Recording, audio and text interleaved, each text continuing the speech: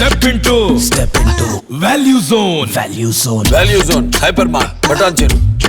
ప్రపంచం అంతా కొత్త ఏడాది వేడుకల్లో ఉంటే జపాన్ ను మాత్రం భారీ భూకంపం కుదిపేసింది. రిక్టర్ స్కేలుపై దీని తీవ్రత 7.6గా నమోదైంది.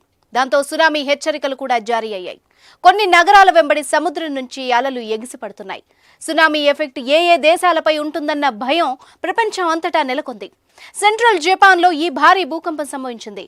ఇషికవా, నిగాటా, టోయోమా నగరాలకు అధికారులు సునామీ హెచ్చరికలు జారీ చేశారు.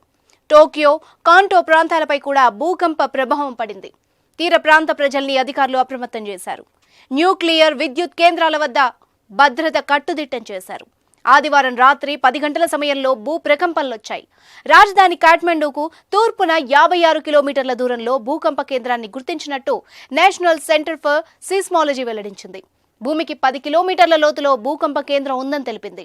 అయితే ఇప్పటి వరకు ఎలాంటి ప్రాణ ఆస్తి నష్టం జరగలేదు. సునామీ వస్తుందన్న హెచ్చరికల నేపథ్యంలో ఇషికవా ప్రాంతంలోని అణు విద్యుత్ కేంద్రాల పరిస్థితిపై ఆందోళన నెలకొంది.